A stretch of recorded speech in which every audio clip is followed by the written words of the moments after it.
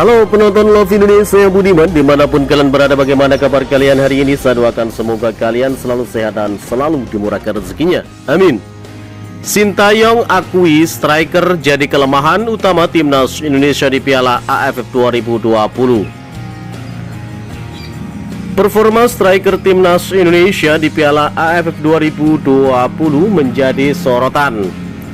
Sebab 4 penyerang yang dipanggil Sintayong untuk memperkuat timnas Indonesia di Piala AFF 2020 diklaim tak cukup klinis.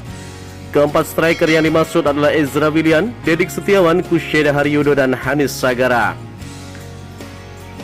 Mereka telah mendapatkan kesempatan tampil dari Sintayong di Piala AFF 2020, namun hanya Ezra Wilian yang telah membobol gawang lawan di Piala AFF 2020 dengan torehan 2 gol.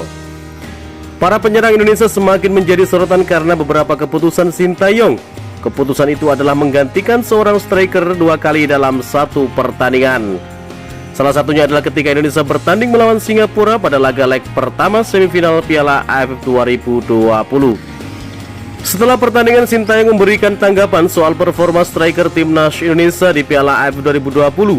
Pelatih asal Korea Selatan itu mengakui bahwa para penyerang timnas Indonesia belum tampil maksimal dan justru menjadi titik lemah Indonesia di turnamen. Sintayong menyebutkan faktor yang membuat para striker Garuda belum cukup klinis. Salah satunya adalah kualitas striker lokal yang kurang terasa karena banyak penyerang asing di Liga 1. Di tim kami posisi yang paling lemah adalah striker, kata Sintayong dalam konferensi pers yang juga dihadiri Kompas.com. Sintayong juga menyebutkan bahwa seorang striker harus berjuang ekstra keras. Terlepas dari itu, dia ingin para pemain tak berkecil hati dan menjadikan kritik ini sebagai pemantik untuk semakin lapar mencetak gol. Sebagai striker harus lebih bekerja keras dan lebih berjuang dibanding posisi lainnya, karena kurangnya itu jadi dilakukan pergantian, tutur Sintayong. Tetapi semoga pemain yang digantikan itu jangan sampai patah hati dan frustasi. Jadikan ini sebagai motivasi untuk berkembang lebih dari sekarang, imbuh Sintayong.